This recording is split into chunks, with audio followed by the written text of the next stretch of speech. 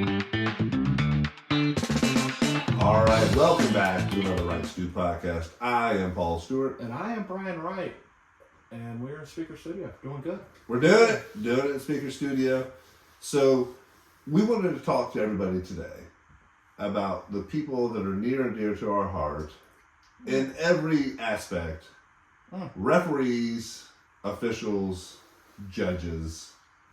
Judges? Well, judges in sports, right? We've talked about sports. Oh, yeah, like judges. gymnastics and dance. Gymnastics and dance and ice skating, some of those. And my I'm big in ice skating. You're big into Not really. I'm a big Nancy Kerrigan honk. More about Tanya Harding. Yeah, that was a different time. Yeah. Different time. Christy Yamaguchi. Yeah. I could name probably more. You probably name more of those. Katarina Witt.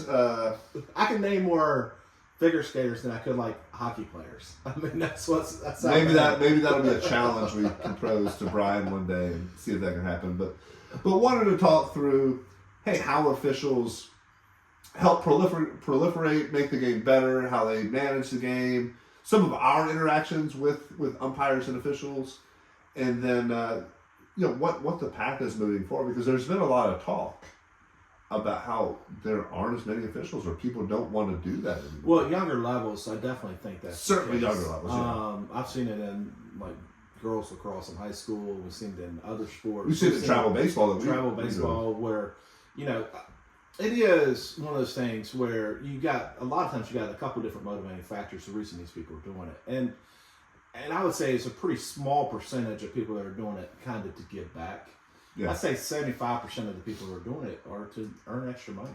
Right? Because you can go and so we're speaking specifically at the amateur level, at the high school and down, and maybe college. And hopefully we circle back to, because whenever you brought up the subject, I thought about the one game I got thrown out in minor league baseball. You got tossed? Yeah, I got tossed, and it was one of those things where I think it was a check swing, or maybe. Yeah, it was a check swing. And so I'm going back to the dugout, and I'm chirping. And as I'm chirping, they toss me. And then I lay my bat down, and I hear my manager say, hey, you need to go get your money's worth. And so then I had to run back out to the field and argue with the umpire face to face. And did you love it? I don't, man. I don't really like... Wait, hold on. Let's get the setting. I want to hear this. Was this a Wednesday night crowd, or was this a weekend crowd? No, it was, dude. It was early. It was in Niles, so it's my short season year, and so we were at home, and they got 3,000, 4,000, 5,000 people, right? So okay, so good crowd. So good crowd there, and and so it wasn't one of those things where I rarely said anything to umpires, and even bad calls, whatever. I rarely said anything.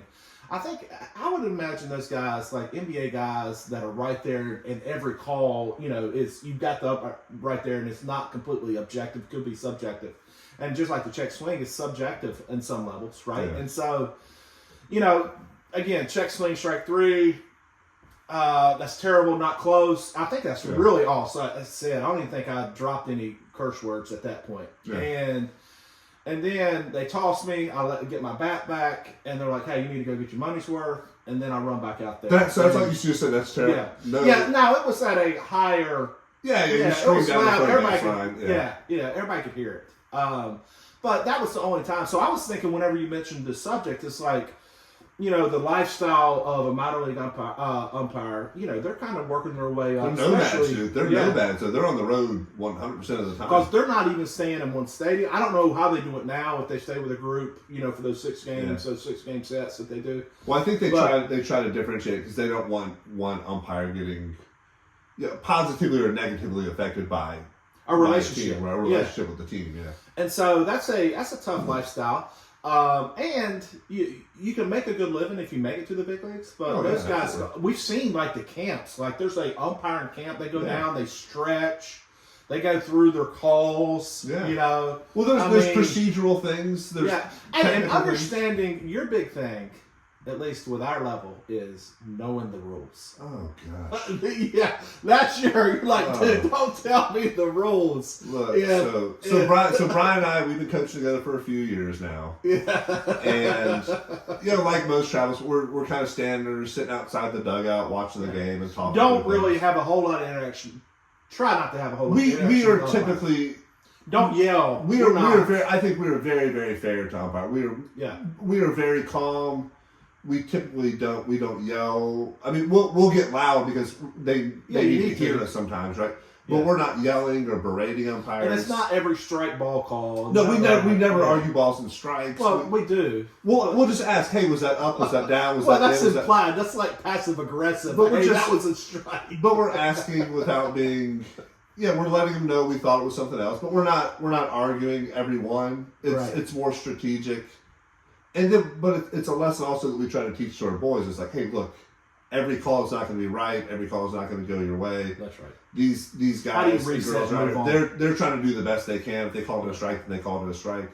Yeah. Hey, let's come to the dugout, get your stuff, head back to the field. So we don't do that to umpires. If we talk to them. We talk to them just like we're talking to each other right now. It's a very calm manner. Yeah. And then, but the only time you lose it is when. Well, so when umpires don't know or tell you know rules, or tell you wrong rules, tell me wrong rules, or do not have integrity. Yeah. Right. Because still, there's a lot of times now. Integrity. At our level, we're still playing on a clock. Yeah. Games are an hour 45. Yeah. That sort of thing. And so I very intentionally, I start my clock right when they say game started. Yeah. And so I'll know, and there's some strategy to that, but we'll know when the time's running out, if we need to roll an inning over, whatever it is. And we don't ever slow play stuff. We don't slow play stuff. We don't. No. A couple times I've gone out and talked to the mound because I didn't like the coach on the other side because they're But they did something first. I mean, it's always retribution. It's not initiation. Yeah. So we try to play it as straight up as we possibly can. But there was one instance when an umpire said, "Hey, game's over." I said, "No, we got 2 minutes on the clock." And literally, he was going to turn the inning over and allow us a chance. Yeah, so we had a chance to come back again. We were kind of getting a little hot at the end, and so he said, "Nope, ball game," and we're out there talking, and I'm talking like this. I'm just like, what are we talking about? Like I started the clock at the same time. You did. Yeah. You did. He's like, no. I was like, dude, I know how time works. And my clock's not faster than your clock. Right, and then, you not went through a wormhole and changed anything. And so our parents are, and again, our parents are really great. They do really. They really don't. They don't yell at umpires at all. And a lot of that is, it's based on us. Yeah. So if we're yelling at umpires, they feel like they can yell at umpires. So because we don't, our parents are wildly supportive. They're really great. Love them to death. But they don't yell at umpires, which I really appreciate. That makes our lives a whole lot easier as well. So we're not having to manage outside the fence. So anywho, this umpire tells me, "No, time's up, this and that," and they goes, "Well, I'm going to ask the other team if they want to play another inning." And I'm like, "They're not going to play. They're up a run. The game's over, and we're starting to hit them pretty good." Yeah, and clearly they say no. And then as he's coming over to talk to me, he had the phone. The clock on his phone, it starts to go off. And dude, that's when I lost it. I was like, the phone, and our parents heard it. Yes. We had the game changer on, so it was on video. Yes. And so I'm like, the clock's going off in your head. He's like, no, that's something different. That's something. And it was like a 2.5, 3 minute window when the clock should have been going off. He's like, that was so. And so I raised as much of a fuss as I could there.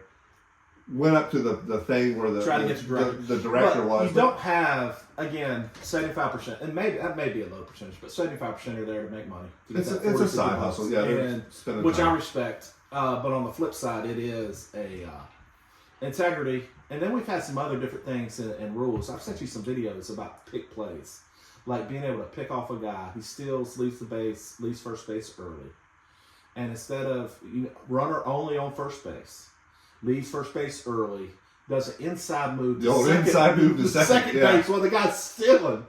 And that clearly is a balk. And I've questioned that rule because there's some interpretation of it where it's like, maybe it isn't a balk. I mean, you get online and you put that actually on Instagram, and I've seen some other people discuss it one time. According to the letter of the law, supposedly it's not, but clearly by the intent, it's a balk. Yeah.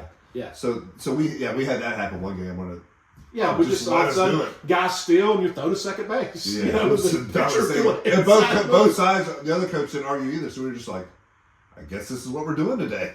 Yes, and so we did that. But overall, at the amateur level, I think umpires do a pretty good job, and a lot of it is if you let them do their job, they'll manage the game. We're not expecting perfection, right? And I think that's where some of these umpires just get fed up because they have moms and dads and or coaches yelling at them the whole time.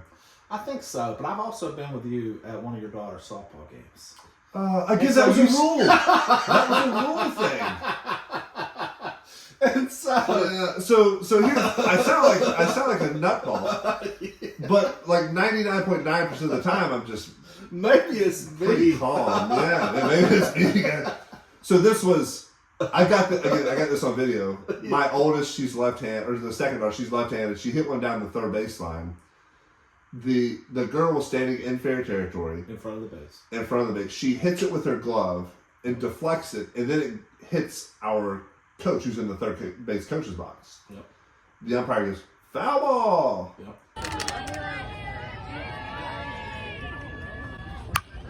Yeah! No!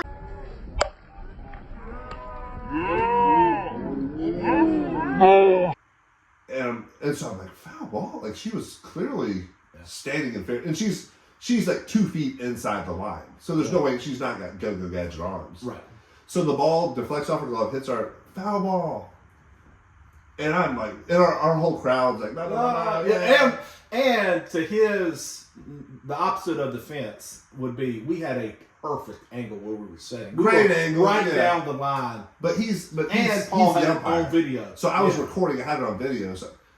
And so everybody's chirping, and next pitch comes, and I'm still going. I can't see because it was Paul such is not a coach in this environment. No, I'm just a straight dad in this environment, and the umpire literally stopped. It says I'm gonna throw everybody out. Comes back there. It's like I'm gonna throw everybody out of this. Yeah, if you don't stop. And I'm like, all right. And dude, like every ounce of me wanted to just tell him how terrible he was.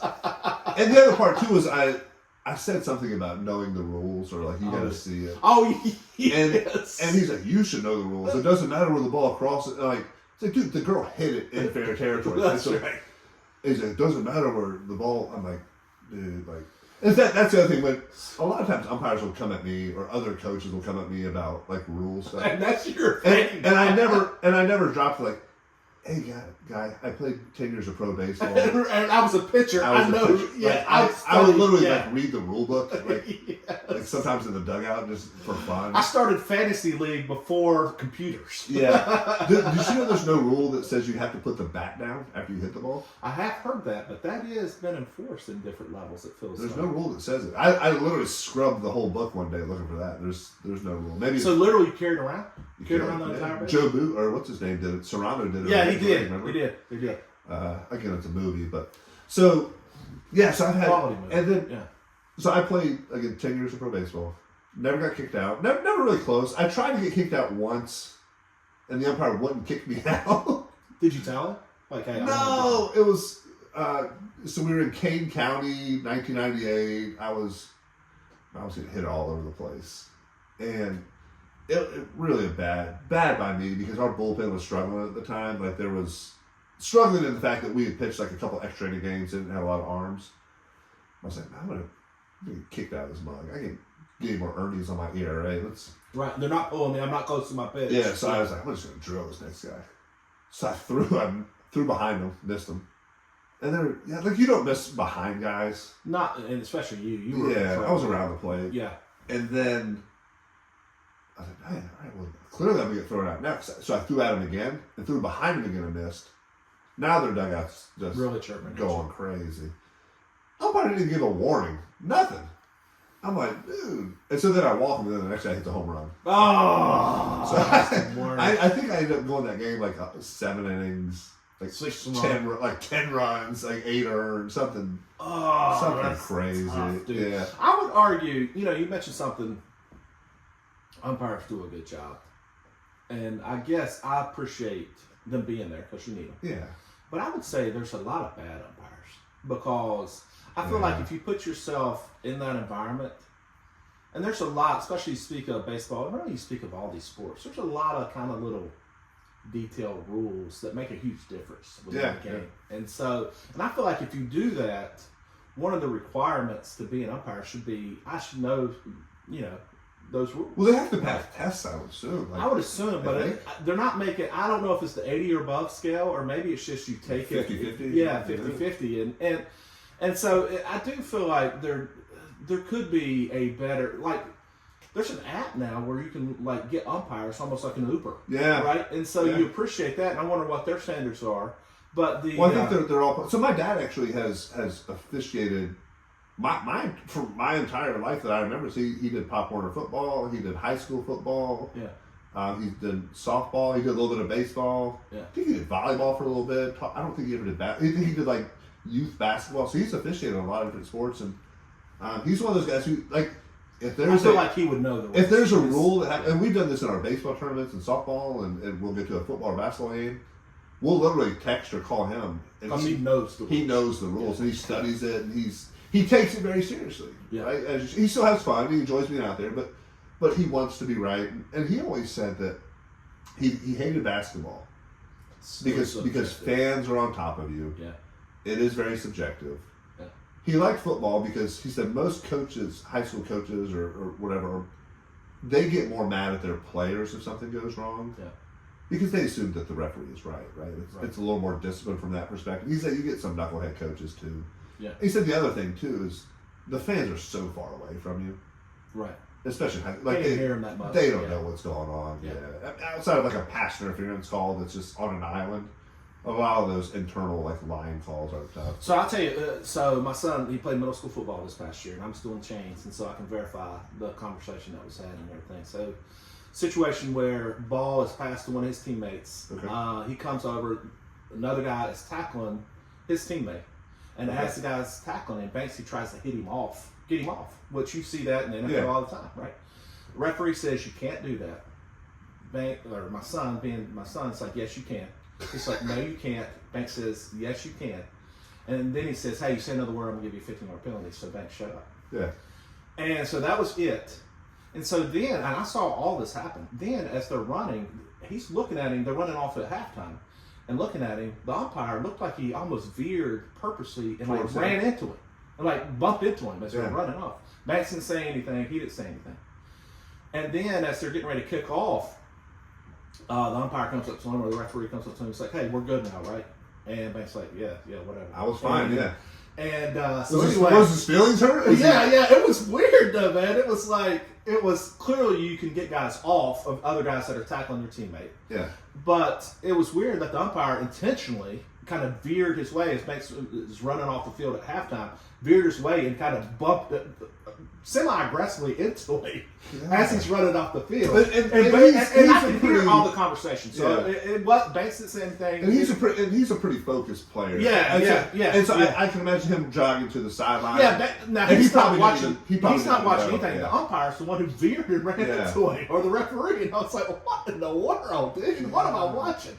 And it was the guys who try to. Again, you need guys under control, but you don't need guys that are making up rules. This guy was making up rules. He was sending guys off if he didn't like how they tackled somebody. It was really bizarre during the game. So he didn't know the sport. Yeah. It felt like he didn't, but he was the lead. He was the white guy. Yeah.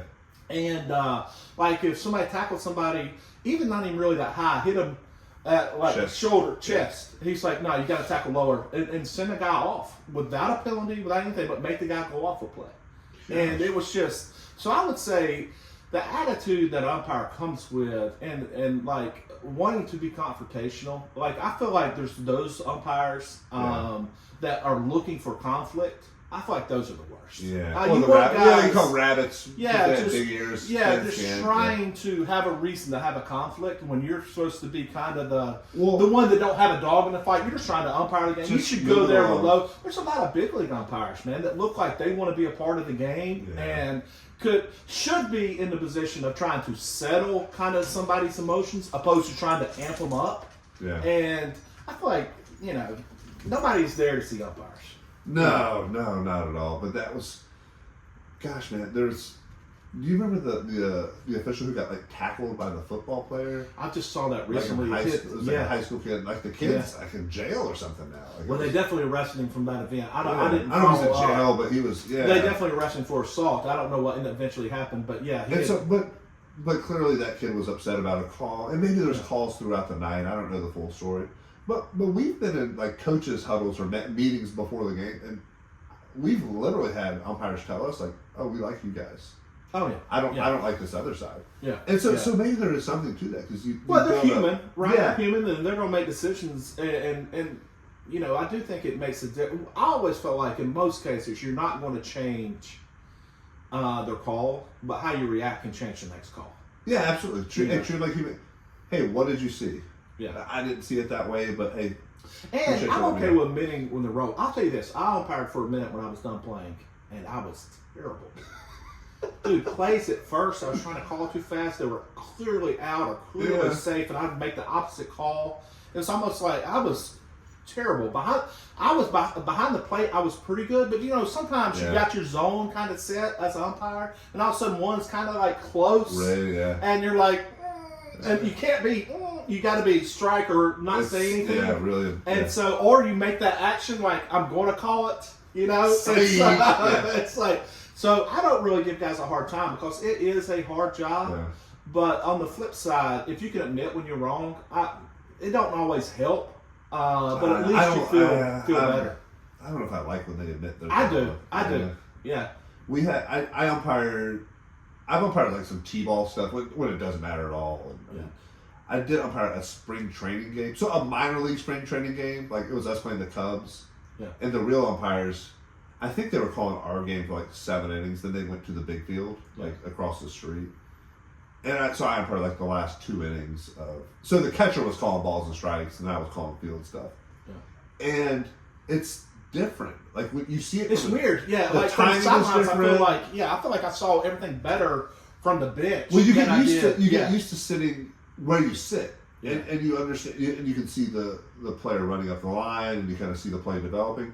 But when you're on the field, like you're close to the action. Almost too close. Yeah, and so they're taught to listen to a lot as well. You listen for the bag, or listen for the glove, and there's a lot. Watch the foot, listen for the glove. That's what I was told. Yeah, so there's a lot of different factors, but man, it's tougher than we give it credit for because we're so, and we got a million, and I'm glad that replays are part of it now to get things right. For sure. There's a lot of plays. I mean, can you imagine, literally like Super Bowl champions or NBA or Major League World Series, that could have been changed or affected if replay had been happening in the 50s, 60s, 70s, whatever it was. There's no question. You think about knee down and different things and not quite scoring or did score and not called down. Or like the immaculate reception from Franco Harris. Yeah, and I'm still not sure whether that was a legal play or not a legal play. Yeah. I've heard different versions of the same argument. I would say the one that comes to mind, clearly pass interference against the Saints back in the day. He basically got tackled as he was going out for a pass.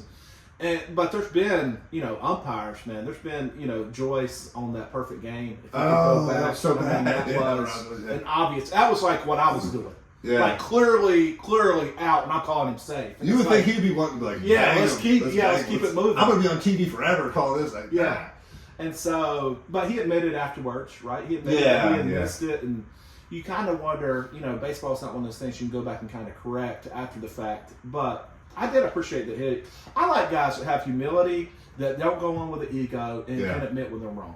I tell you what, I had guys when we went out and talked with our little kid games, like, hey, appeal it. Yeah. And it's like, well, what'd you see? Then they'll go talk to you, then they will change it. Then they'll change it. Yeah, because they knew they got it wrong. Because they knew that, yeah. I'll tell you, some of the worst officiating I've seen, though, AAU basketball. Man, they're there for the money. Them kids are just beating the crap out of each other, and they're trying playground basketball. Man, they're just trying to move the game along because they got to keep it on schedule. They do not call foul. Like I had some instances where my daughter literally got tackled. Yeah. We had girls taking swings at our girl. They didn't call nothing. There was one game when my oldest, she was dribbling up the sideline. 2 girls sandwiched her. She goes down, hurts her knee, literally hurts her knee. like slightly tore her PCL or one of the CLs. And she's laying there, writhing on the ground. And my wife, she was assistant because she goes and checks. And I guess they had a running clock. I don't know what the clock situation, but there was like a minute left. I literally went to center court and just like yelled at the guy. Because that was the same game. Somebody took a swing over there.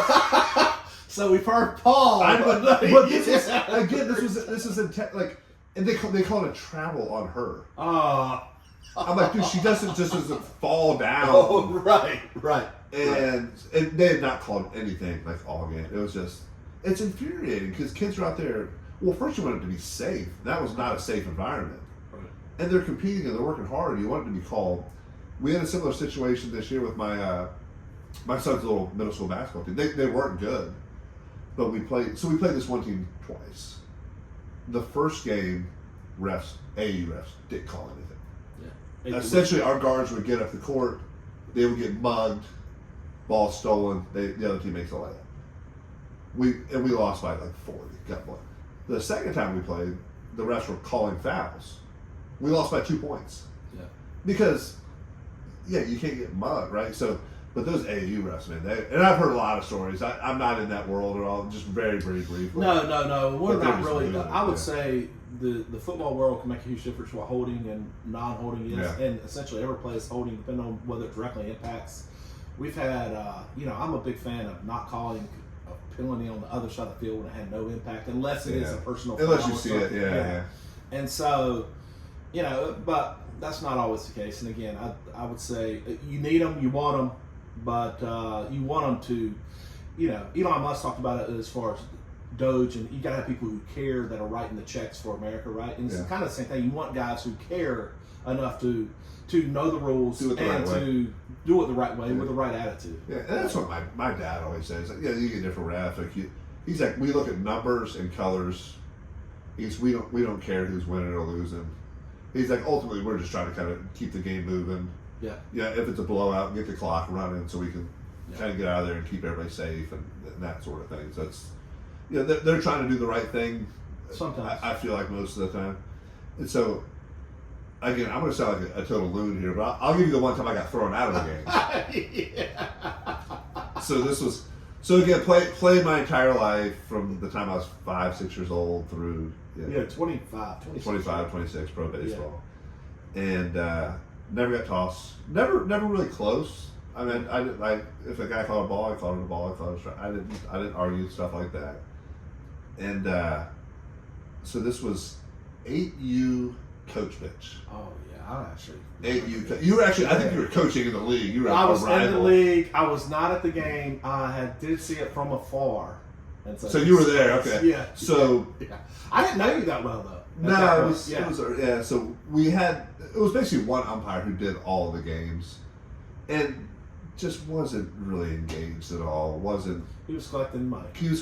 And we had a really good. There was probably 6 teams, I think, in the league. Yeah, really good. And all the coaches were really good, got along, treated it as it should. Hey, this is 8U. If we win, great. If we lose, we'll get them next time. That's right. Let's teach the kids the right way to play. And so again, this is coach pitch. So I'm pitching. Yeah. And so situation is we've got a little boy on second base. And I throw a pitch, and most of the time the catchers don't catch it, so he's chasing especially that age. So my ball kind of stops rolling. He picks up, he throws it back to me, and the ball goes way over my head, and so it rolls to second base. The kid who had on second base, he comes off of the bag, picks the ball up, and tosses it to me.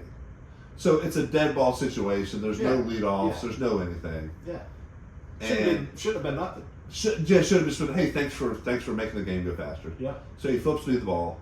The umpire points at him and goes, "You're out." And I'm like, wait, hold on, buddy. I was like, wait. He can't be out. There's no. Right, it's dead ball. There's no nothing. He said, what do you mean he's out? He said, we came off the bag and he touched the ball. I was like, I get that, but like we're playing coach pitch. Like, in a rec league. A rec league. And their catcher just whipped it over my head. Like there's he was just being no, he's out. He came off the bag. This whole thing. I'm like, dude, that's not what we're doing here. Like, and so he's like,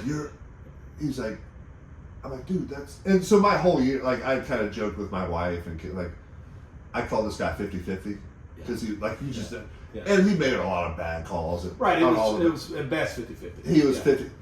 And so he's like, no, he's out. So I was like, well, let me go tell him what happens and he'll understand. He's like, no, I'll tell him.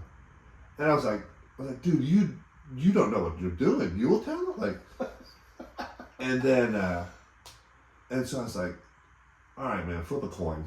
Yes. Literally said, flip a coin. And he goes, you're out of here. And he said it as I was walking back towards like the pitcher's mound to throw the next pitch. I said, flip a coin. You're out. And I'm walking back. And I don't break stride.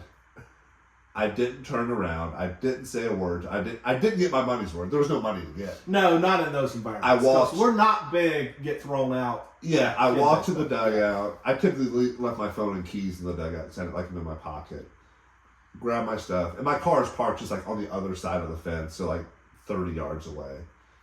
And so when they said you're out of there, all the parents just like lit up. They're like, they love me, so they're going crazy, yelling at the umpire. And then we've got like our assistant. Like I had been pitching the whole year, like nobody else had thrown a pitch for it. Like my assistant coach said, "Man, I was so nervous. I didn't know how to throw a pitch. Like I was And so I walked to my car, and because I had said flip a coin, I was looking for. I was going to go on the field and throw coins. But very fortunately for me, there was no coins in my car, so that worked out. But then later that night, or so after the game, I went. We had our team meeting. And I told the parents exactly what happened, and one of my coaches was like, "Man, I thought you had cussed at the guy." I'm like, "No, like what? Yeah. Like, who do you think I am?" Yeah, and Paul don't even. Yeah, and he's like, yeah. He's like, well, you're the guy that just got tossed out of the game. I was like, well, that's fair. That's fair. So I wrote a letter to the league commissioner, and I was like, hey, here's exactly what happened. And I guess they'd had enough complaints that they were like, yeah, that's not for that. So I did not get suspended or anything. Feels like looking for confrontation and not knowing rules. Yeah, that's your only baseline. Being reasonable, not look for confrontation, especially at that level, right? In rec league. And I kind of said like, hey, sure, like he's out.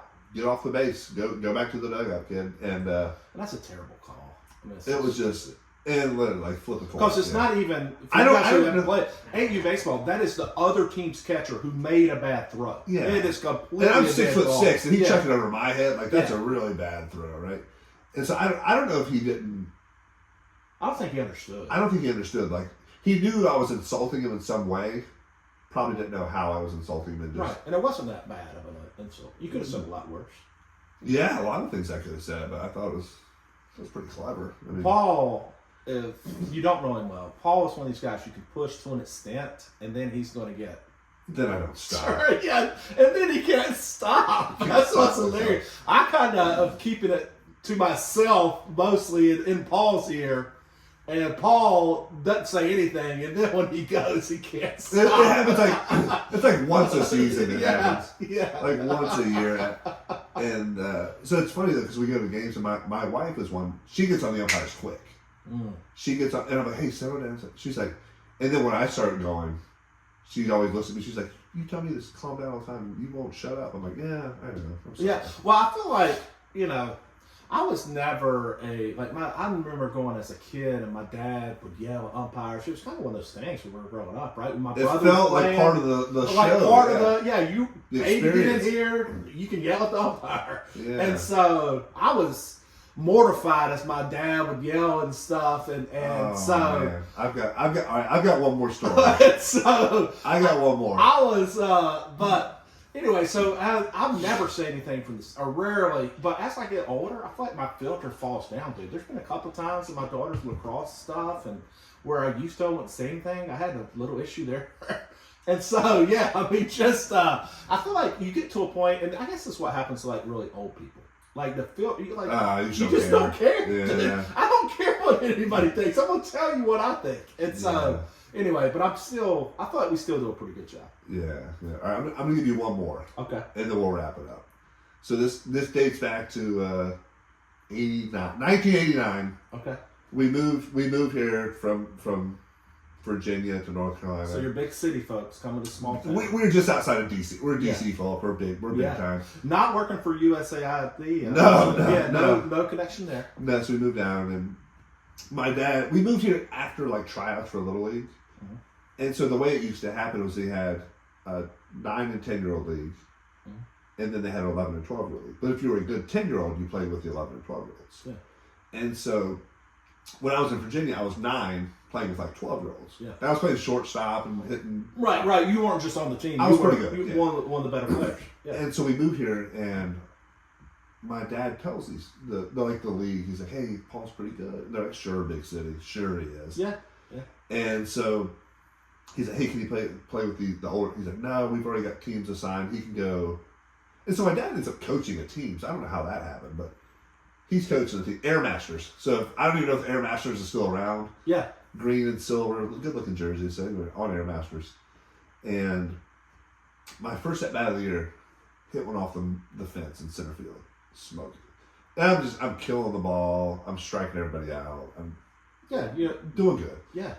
And so a few games into the season, my dad's like, "Look, Paul needs to be moved up. He's clearly dominating this age. We'd like a little bit more competition." And so and we've done like you can't just move kids up in the middle of the season. That's not.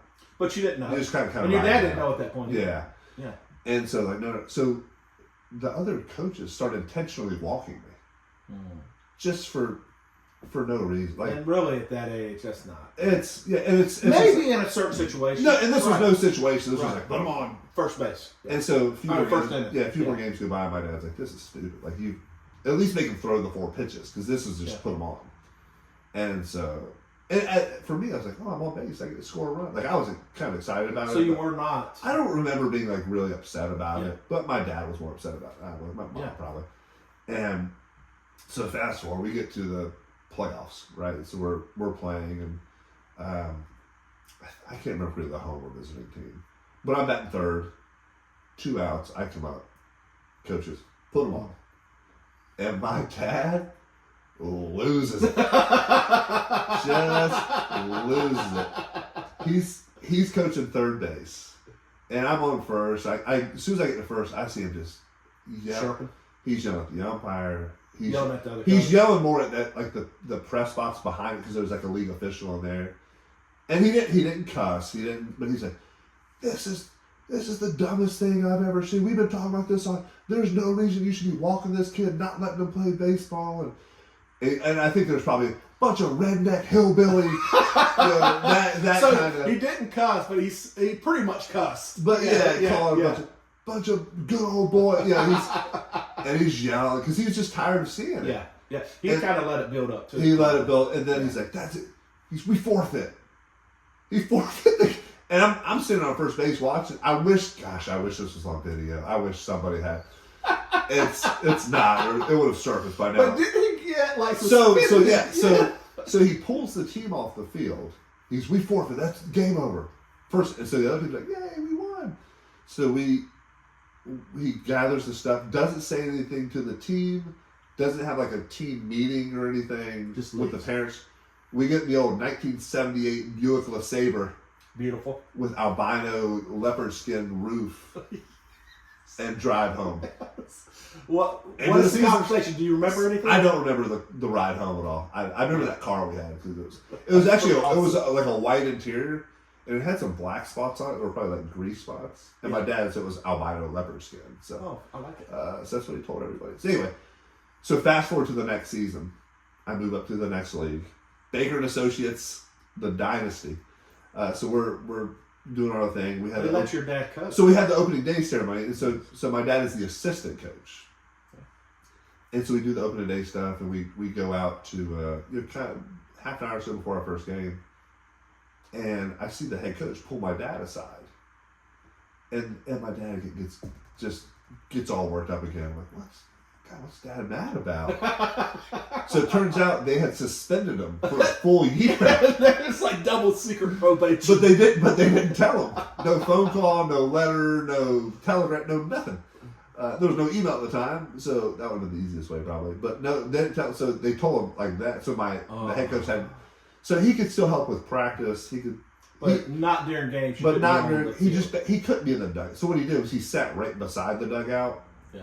And he would like call pitches or Whatever. holler stuff, whatever it was. So. But obviously, you guys, I mean, from a family standpoint, it kind of became a garden. All that stuff kind of went.